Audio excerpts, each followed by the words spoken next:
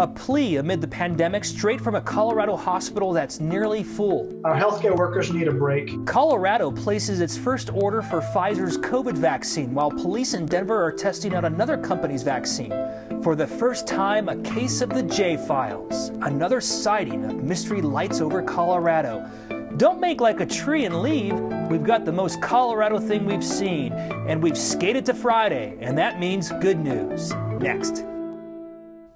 Our hospitals here in Colorado are under a tremendous amount of pressure right now, which is why a doctor in southern Colorado wants to give you an inside look at what they're facing. Here's Anusha Roy. We are dangerously close to the limit. Dr. Sandeep Vijan is the chief medical officer at Parkview Medical Center in Pueblo, a hospital used to being very busy, but what they're seeing now is unprecedented. Have you guys ever hit 100% capacity with your ICU beds?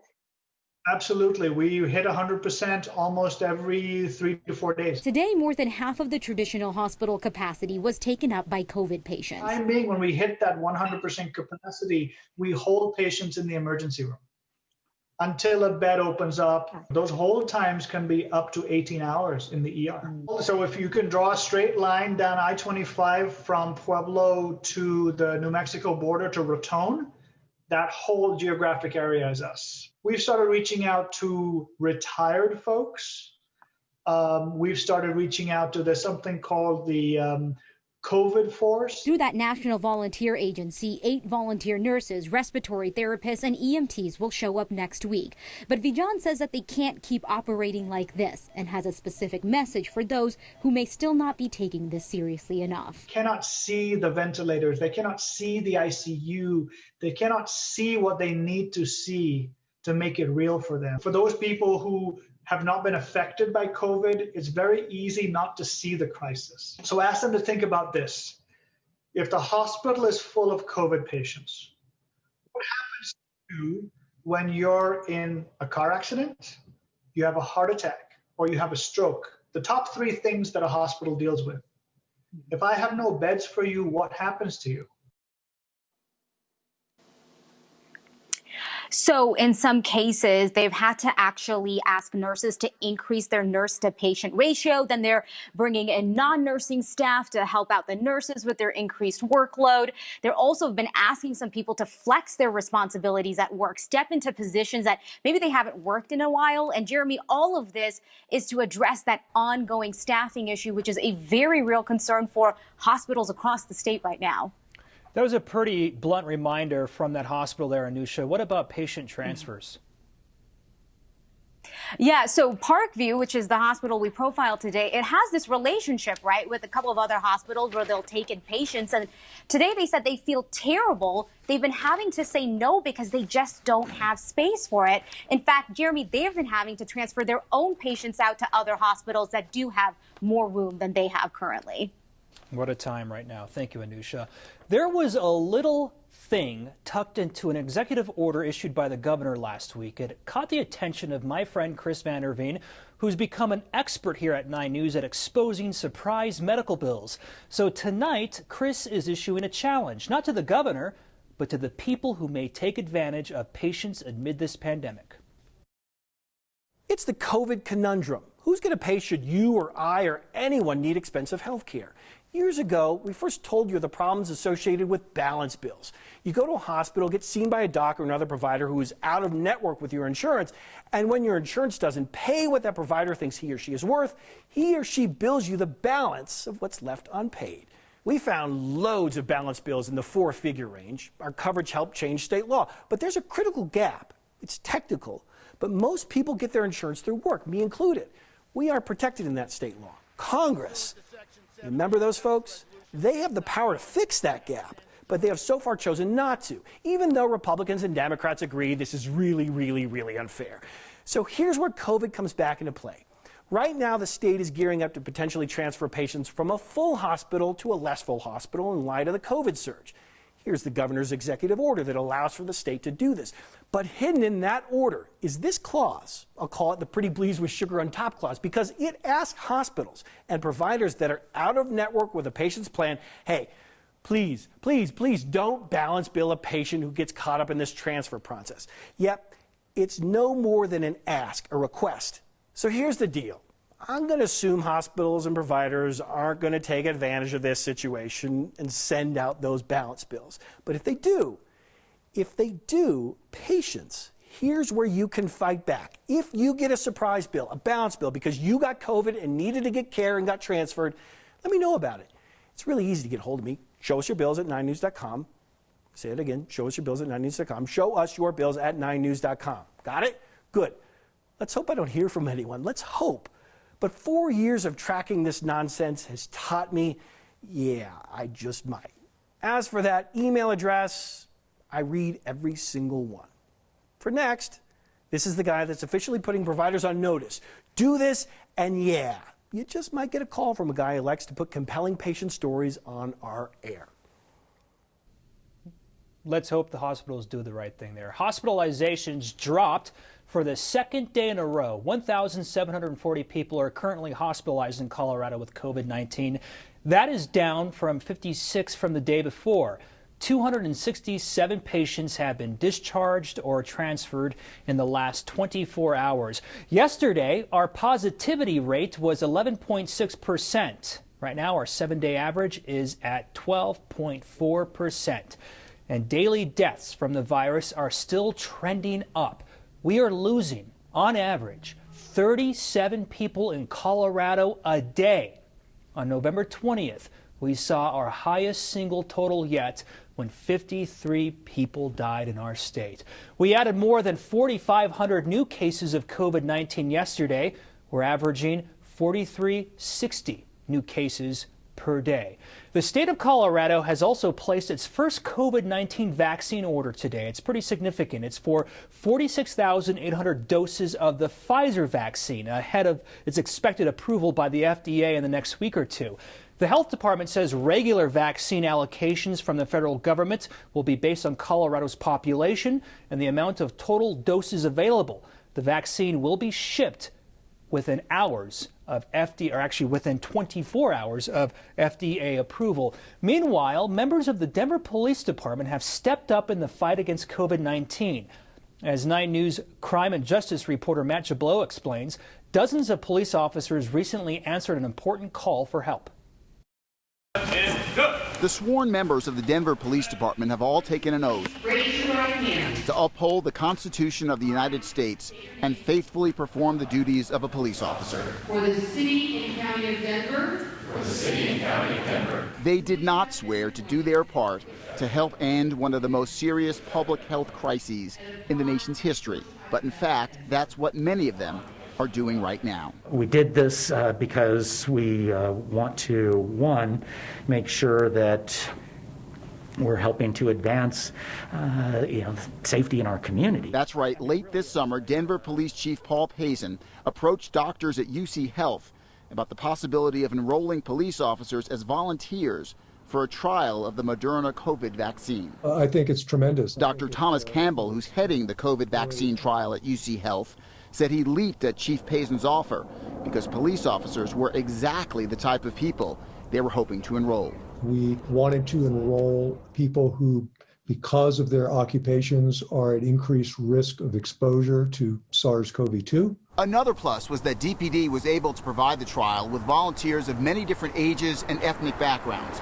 All told, according to the department, 144 sworn members volunteered, including Chief Pazin, who received his first injection at the end of August and his second and last 28 days later. I'm not going to ask our officers to do something I'm not willing to do. I don't know if I have the placebo or if I have the real vaccine. It's a 50-50 coin flip. Chief Pazin said so far no DPD members involved in the trial have experienced any serious side effects. Our experience has been overwhelmingly positive. The trial will continue for about another 2 years, during which time the officers will be filling out electronic diaries and going to UC Health for occasional physical exams. For all of the volunteers in the study, including Chief Pazin, it's a big commitment of time. It's all about protecting and serving, according to Chief Pazin, though clearly not in the way that most police officers are used to. Congratulations. A different role in a very different year. Certainly reveals the character that they have as far as wanting to sacrifice in many ways in order to help our community get through this very difficult time that we find ourselves in. In Denver, Matt Jablow, 9 News. No kid should spend Christmas without a roof over their head. Our Word of Thanks micro-giving campaign this week is making sure kids have a safe place to stay with their families for the holidays and beyond. Family Tree is a longtime nonprofit in our community that helps families that are homeless and find safe housing. They've seen a significant increase in the need since the pandemic began. So far, you have raised more than $37,000 to help get families safe housing. You can still write your name on the gift of giving. Please text THANKS to 303-871-1491 and we'll send you a link to donate. You can also find links wherever you find Next online. Holy Lucifer, what was that in the sky last night? Another mystery light sighting over Colorado. A first case of the JFiles. Christmas tree hunting on skis? The most Colorado thing we've seen. Next.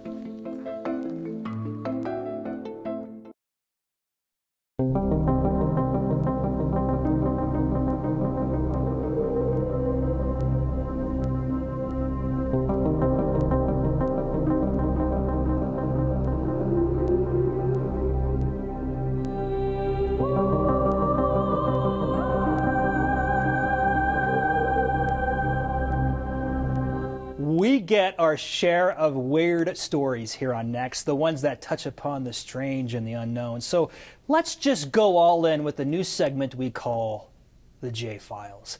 A lot of you called us about another mystery light sighting over Loveland. Are those mystery drones back? Nope. Aliens? Nah, not aliens. This is just new technology that's making news and annoying stargazers and star photographers all over the place. They're actually satellites that belong to SpaceX, known as Starlink. The satellite network will one day provide high-speed internet. Now, these things are hovering about 340 miles above our heads, so they're still visible to the naked eye. Corey Reppenhagen did a story on these things back in March. If you'd like to learn more, you can find that article on 9news.com. All of your calls and emails, though, reminded us of another mystery, those mystery lights in the sky, the one that happened almost 1 year ago. Some people called them mystery drones. Remember that 2-week period in December when there seemed to be dozens of lights in the sky in eastern Colorado? People in Yuma, Phillips, Morgan, and Sedgwick counties all had reported sightings, and nobody could figure out what the heck these things were. Mass hysteria? Whatever happened to them? For our county, the reports just kind of trailed off. I don't know if people saw them after that, but as far as contacting our office, they trailed off. We had given our community members the contact to the FAA, and I'm assuming that's where all of those reports were going. Sedgwick County Sheriff Carlton Britton says their investigation wound down after they started referring people to the FAA. The Morgan County Sheriff's Office tells us the last official sighting reported to them was way back in January 11th. They haven't received any new information or calls about them in months, so their case is closed at this point. There was an attempt to get some sort of task force going among the counties in that area that would look into these things, but that really never fully materialized. So for now, the lights remain a JFiles mystery.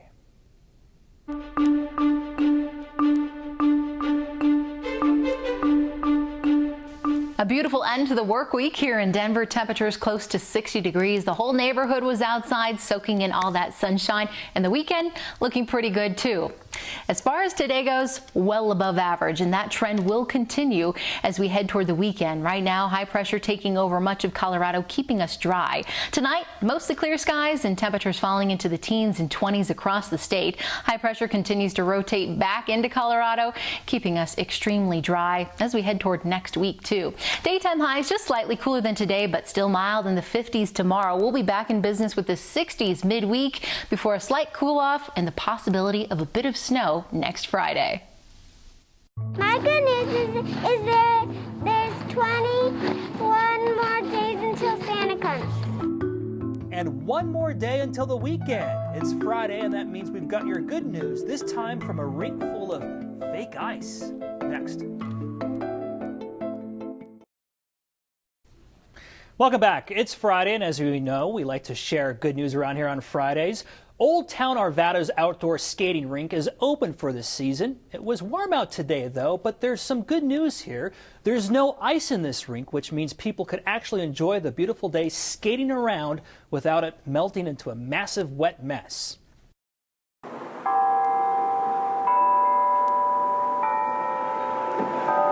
My good news is it's a beautiful afternoon here in Old Town Arvada to come doing some skating.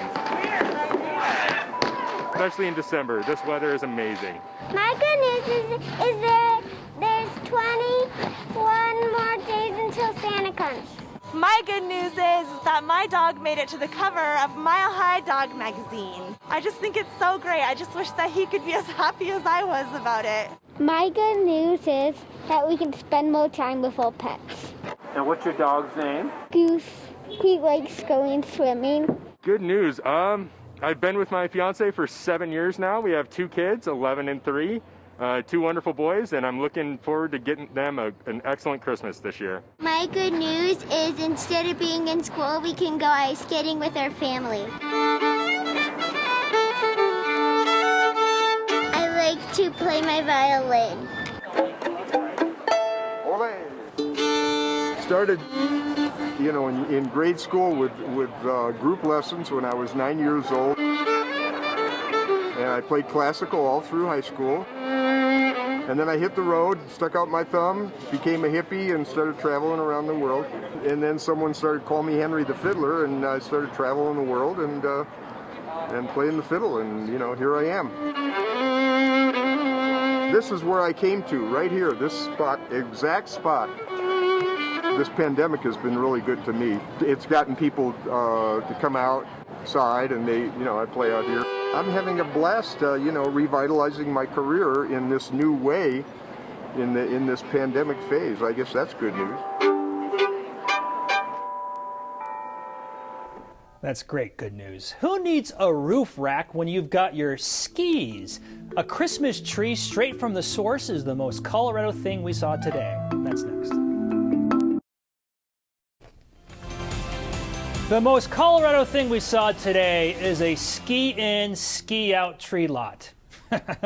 There we go. That was Rob tearing it up on the skis with a newly cut Christmas tree strapped to his back. He's hauling sap. Rob and his wife, Bonnie, went into the West Elk Wilderness near Crested Butte on Sunday to get their tree for the holidays. You can see there, he's really taking it down. Rob didn't have a saw, so he actually had to use his pocket knife to chop it down. Their dog, Grace, seems to be enjoying this trip. He doesn't always bring the skis, but Rob says the hunt for the family Christmas tree has been a tradition since his daughters, Emma and Molly, were small. A lot of you have written to me asking me about the background here. I'm actually here at 9 News, and it's just a long hallway. Nothing really too special about that. But in the meantime, we are now upon the weekend, and I think I'm going to go ahead and walk down there and head to my weekend. Thank you for joining me on Next this week. Everyone have a safe weekend.